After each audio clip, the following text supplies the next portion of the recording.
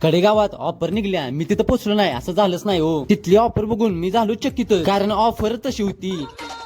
कडेगावात offer निघल्या, मी तिथं नाही असं होणारच नाही हो. फक्त 1000ला 5 टी-शर्ट कोणतं पण घ्या आणि चांगली क्वालिटी. चांगली म्हणजे क्वालिटी असते हो. आणि ती पण कुठं? कडेगावात द किंग्स मेन्स हब. लवकर यायला लागते बरं का, एवढं ध्यानात ठेवा. क्वालिटी कपडा बघा, वर्षभर टिकणार. फक्त 200 रुपयाला आणि 1000ला 5 आहे, ते पण ब्रँडेड टी-शर्ट.